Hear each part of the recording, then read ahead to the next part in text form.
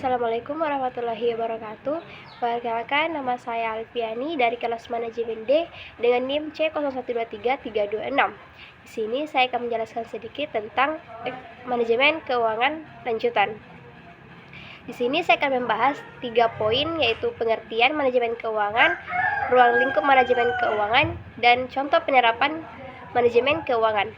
Keuangan lanjutan adalah seni dan ilmu pengelolaan dana secara efektif dan efisien, meliputi perencanaan, pengalokasian, pengendalian, dan evaluasi keuangan untuk mencapai tujuan finansial. Lingkup manajemen keuangan. Ruang lingkup manajemen keuangan mencakup berbagai aspek penting yang fokus pada pengelolaan dana untuk mencapai tujuan perusahaan. Yang pertama yaitu keputusan investasi. Keputusan investasi melibatkan alokasi dana untuk berbagai jenis investasi guna memaksimalkan keuntungan jangka pendek dan jangka panjang. Yang kedua, keputusan pendanaan. Keputusan pendanaan fokus pada pengelolaan sumber modal untuk meningkatkan keuangan perusahaan. Penerapan manajemen keuangan lanjutan. Yang pertama yaitu ada penilaian bisnis. Menggunakan metode seperti discounted cash flow untuk menilai nilai perusahaan yang membantu dalam pengambilan keputusan investasi dan akuisisi.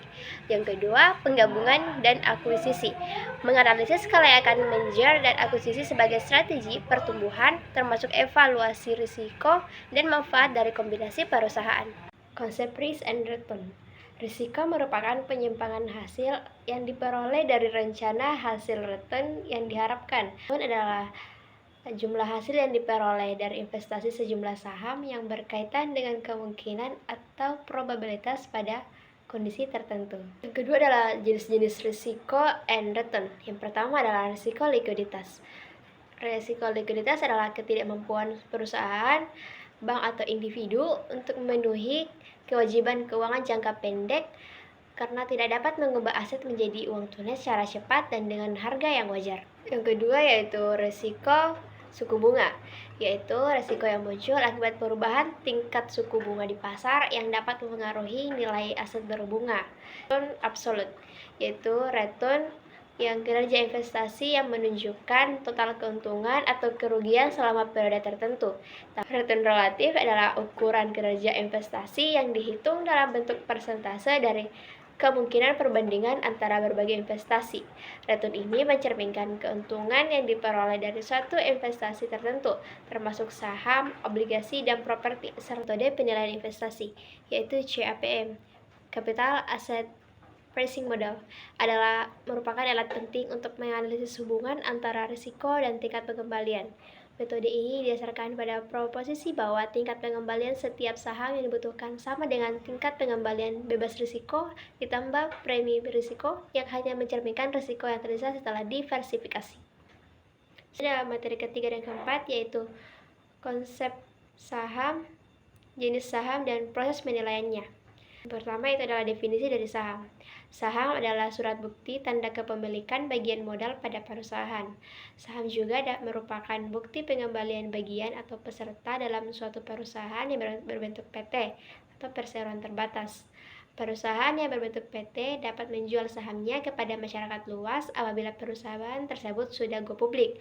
Nah, perusahaan yang sudah go publik dapat menjual sahamnya di bursa efek. Selanjutnya adalah jenis-jenis risiko saham. Yang pertama yaitu risiko daya beli. Risiko daya beli mengacu pada kemungkinan bahwa nilai uang akan menurun seiring waktu akibat inflasi, sehingga pendapatan yang diperoleh dari investasi tidak dapat memberi barang dan jasa yang sama di masa depan. Yang kedua yaitu risiko bisnis. Risiko bisnis adalah potensi kerugian atau ketidakpastian yang dapat mempengaruhi hasil dari aktivitas suatu keputusan bisnis. Yang ketiga yaitu risiko tingkat bunga atau risiko suku bunga adalah potensi kerugian yang dihadapi oleh individu atau lembaga keuangan akibat perubahan suku bunga di pasar. Perubahan ini dapat mempengaruhi nilai investasi, pendapatan, dan biaya pinjaman. Yaitu adalah risiko pasar. Risiko pasar merujuk pada fluktuasi harga saham akibat perubahan kondisi pasar secara keseluruhan, seperti kondisi ekonomi, kebijakan pemerintah, dan sentimen investor. Risiko ini tidak dapat dihindari dan mempengaruhi semua saham di pasar. Yang terakhir adalah risiko likuiditas. Risiko likuiditas terjadi ketika investor kesulitan untuk membeli atau menjual saham tanpa mempengaruhi harga pasar secara signifikan. Saham yang kurang liquid dapat menyebabkan investor terus menjual dengan harga yang lebih rendah dari yang diharapkan. Jenis-jenis saham. Yang pertama adalah saham biasa atau common stock, merupakan bukti kepemilikan atau surat bukti penyertaan atas suatu perusahaan yang mengeluarkan atau emiten. Emiten ini berbentuk perseroan terbatas atau PT. Apabila saham tersebut diperjualbelikan kepada masyarakat luas melalui bursa efek, berarti perusahaan tersebut sudah go publik. Yang kedua yaitu saham preferen. Saham preferen adalah jenis saham yang memberi hak istimewa kepada pemegangnya dibandingkan dengan saham biasa. Pemegang saham preferen biasanya mendapatkan dividen tetap dan memiliki prioritas lebih tinggi dalam pembagian dividen serta aset perusahaan jika terjadi likuidasi. Proses penilaian saham. Yang pertama yaitu ada kinerja keuangan. Kinerja keuangan perusahaan dapat diukur melalui beberapa rasio penting. Di antaranya ada return on equity atau ROE dan earnings per share atau EPS. Yang pertama itu ROE. ROE mengukur seberapa efektif perusahaan menggunakan modal sendiri untuk menghasilkan laba. Semakin tinggi nilai ROE, semakin baik kinerja perusahaan dalam menghasilkan laba dari modal yang dimiliki. Yang kedua yaitu EPS, menunjukkan laba bersih yang diperoleh per lembar saham yang beredar. Kenaikan EPS seringkali menjadi sinyal positif bagi investor karena menunjukkan potensi dividen yang lebih tinggi. Kedua adalah kondisi ekonomi makro yang mencakup inflasi, suku bunga, dan pertumbuhan ekonomi. Yang pertama yaitu inflasi. Tingkat inflasi yang tinggi dapat mengurangi daya beli konsumen dan mempengaruhi pendapatan perusahaan. Yang kedua yaitu suku bunga. Suku bunga yang tinggi dapat meningkatkan biaya pinjaman bagi perusahaan, sehingga mempengaruhi investasi dari ekspansi. Sebaliknya, suku bunga rendah dapat mendorong pertumbuhan ekonomi dengan memudahkan akses kredit. Yang ketiga yaitu pertumbuhan ekonomi. Pertumbuhan ekonomi yang positif biasanya berbanding lurus dengan peningkatan permintaan produk dan jasa. Selanjutnya yang ketiga adalah manajemen perusahaan.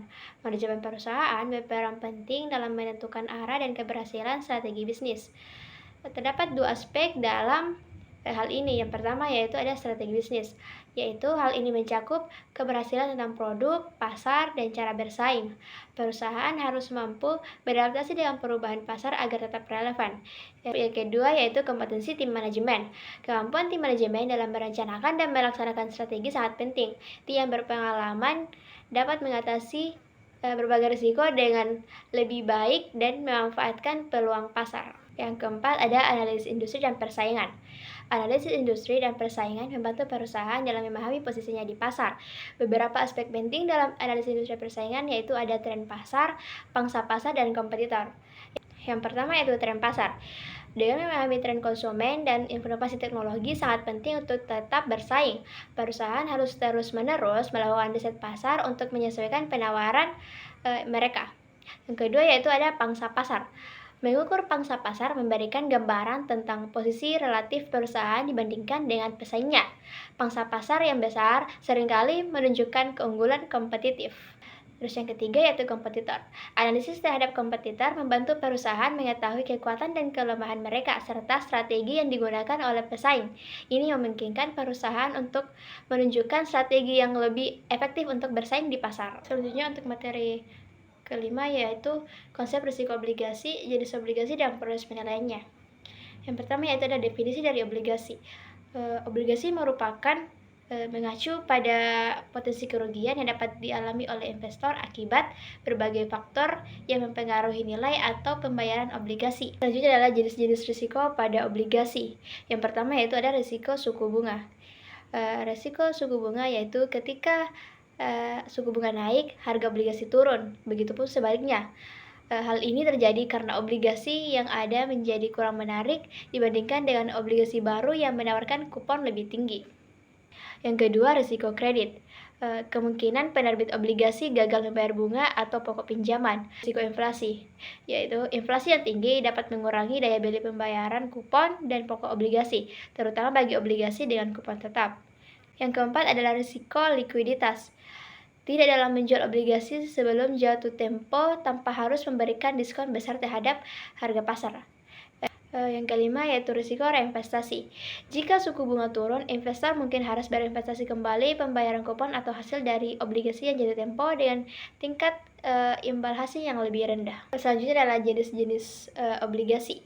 Yang pertama yaitu adalah debenture. Debenture merupakan hutang jangka panjang tanpa jaminan. Karena debenture tidak dijamin dengan kekayaan perusahaan, pemegang debenture menjadi kreditur umum perusahaan. Pada saat perusahaan dilikuidasi, oleh karena itu investor akan melihat kemampuan menghasilkan laba perusahaan sebagai jaminan. Yang kedua yaitu ada debenture bernilai rendah, yaitu hutang tanpa jaminan dengan tuntutan terhadap aktiva di bawah debenture. Jika terjadi likuidasi, pemegang debenture bernilai rendah ini menerima pembayaran hanya jika seluruh kreditur dengan nilai lebih tinggi dibayar. Yang ketiga yaitu obligasi penghasilan, yaitu perusahaan wajib membayar bunga atas obligasi penghasilan hanya pada saat perusahaan mendapatkan keuntungan. Pembayaran bunga ini bersifat kumulatif, yaitu jika perusahaan tidak membayar bunga di tahun tertentu, maka dapat diakumulasikan untuk periode berikutnya dengan syarat laba perusahaan tersebut mencukupi. Yang keempat yaitu ada obligasi sampah. Obligasi sampah disebut juga dengan obligasi yang memberikan hasil tinggi, karena memiliki risiko tinggi dan tak menggunakan jaminan. Obligasi ini diterbitkan sehubungan dengan perusahaan membutuhkan leverage yang tinggi, di mana perusahaan menghadapi kesulitan dan risiko kegagalan, sehingga hanya sedikit investor yang menemukan modal pada obligasi sampah ini. Selanjutnya adalah proses penilaiannya. Salah satunya yaitu adalah yield to maturity atau YTM. Yield to maturity adalah tingkat pengembalian yang diharapkan investor jika obligasi dipegang hingga jatuh tempo. Untuk menentukan tingkat diskonto yield to maturity, biasanya ditentukan berdasarkan yang pertama ada tingkat suku bunga pada saat ini, risiko kredit penerbit obligasi, dan tingkat inflasi dan faktor ekonomi lainnya. Selanjutnya adalah materi ke-6 yaitu konsep reksadana. Reksadana merupakan salah satu alternatif investasi bagi masyarakat pemodal, khususnya pemodal kecil dan pemodal yang tidak memiliki banyak waktu dan keahlian untuk menghitung risiko atas investasi mereka. Selanjutnya adalah jenis-jenis risiko pada reksadana. Yang pertama yaitu adalah risiko berkurangnya nilai unit penyertaan, yaitu risiko ini dipengaruhi oleh turunnya harga dari efek, yaitu saham, obligasi, dan surat berharga lainnya yang masuk dalam portofolio reksadana tersebut. Kedua adalah risiko likuiditas, yaitu menyangkut kesulitan yang dihadapi oleh manajer investasi jika sebagian besar pemegang unit melakukan penjualan kembali atas unit-unit yang dipegangnya. Yang ketiga ada risiko uang prestasi. Risiko uang prestasi merupakan risiko terburuk di mana risiko ini dapat timbul ketika perusahaan asuransi yang mengasuransikan kekayaan reksadana tidak segera membayar ganti rugi atau membayar lebih rendah dari nilai pertanggungan saat terjadi hal-hal yang tidak diinginkan. Kemudian reksadana. Yang pertama reksadana pasar uang. Reksadana ini hanya melakukan investasi pada efek bersifat utang dengan jatuh tempo kurang dari 1 tahun. Tujuannya ya untuk menjaga likuiditas dan pemeliharaan modal. Yang kedua ada reksadana pendapatan tetap, yaitu melakukan investasi sekurang-kurangnya 50% dari aktivanya dalam bentuk efek bersifat utang. Reksadana ini memiliki risiko yang relatif lebih besar dari reksadana pasar uang. Tujuannya untuk menghasilkan tingkat pengembalian yang stabil. Yang ketiga ada reksadana saham. Itu merupakan reksadana yang melakukan investasi sekurang-kurangnya 50% dari aktiva dalam bentuk efek bersifat ekuitas. Karena investasinya dilakukan pada saham, maka risikonya lebih tinggi dari dua reksadana sebelumnya, namun menghasilkan tingkat pengembalian yang lebih tinggi. Kemudian yang terakhir ada reksadana campuran, yaitu melakukan investasi dalam efek bersifat ekuitas dan efek bersifat utang. Selanjutnya dalam materi ke-7 yaitu mengenai biaya modal. Adapun definisi dari biaya modal adalah biaya real yang harus dikeluarkan oleh perusahaan untuk memperoleh dana, baik yang berasal dari hutang, saham preferen, saham biasa, maupun laba ditahan untuk mendanai suatu investasi atau operasi perusahaan. Fungsi biaya modal. Yang pertama yaitu ada menentukan struktur modal yang optimal. Biaya modal membantu perusahaan menentukan kombinasi terbaik antara utang, ekuitas, dan jenis pendanaan lainnya. Yang kedua, fungsi biaya modal yaitu menilai profitabilitas investasi. Biaya modal digunakan sebagai benchmark atau tingkat pengembalian minimum yang harus dicapai oleh suatu investasi. Yang ketiga yaitu menghitung nilai perusahaan. Dalam valuasi perusahaan, biaya modal sering digunakan sebagai tingkat discount rate untuk menghitung nilai sekarang dari arus kas masa depan. Yang keempat yaitu membantu dalam pengambilan keputusan. Biaya modal menjadi alat bantu manajemen dalam membuat keputusan strategi seperti ekspansi, akuisisi, dan pendanaan proyek. Perhitungan pada biaya modal. Yang pertama yaitu ada biaya modal hutang jangka pendek, Biaya modal hutang jangka pendek merupakan hutang yang jangka waktu pengembaliannya kurang dari 1 tahun. Hutang jangka pendek terdiri dari hutang perniagaan, hutang wesel, dan kredit jangka pendek dari bank. Yang kedua ada biaya modal hutang jangka panjang. Biaya modal hutang jangka panjang atau cost of long-term debt adalah biaya yang dikeluarkan perusahaan untuk menggunakan dana yang diperoleh melalui pinjaman jangka panjang seperti obligasi atau kredit bank jangka panjang. Yang ketiga yaitu biaya modal saham preferen. Biaya modal saham preferen adalah biaya real yang harus dibayar apabila perusahaan menggunakan dana dengan menjual saham preferen. Biaya modal saham preferen diperhitungkan sebesar tingkat keuntungan yang disyaratkan oleh investor pemegang saham preferen. Yang keempat ada biaya modal saham biasa dan laba ditahan. Biaya modal saham biasa dan laba ditahan merupakan biaya yang dikeluarkan oleh perusahaan yang memperoleh dana dengan menjual saham biasa atau menggunakan laba ditahan untuk investasi. Yang terakhir ada biaya modal keseluruhan. Biaya modal keseluruhan merupakan biaya modal yang diperhitungkan seluruh biaya atas modal yang digunakan oleh perusahaan. Perusahaan akan menggunakan modal dari sumber modal asing dan modal sendiri. Oleh karena itu, biaya modal yang diperhitungkan merupakan biaya modal dari seluruh jenis modal yang digunakan.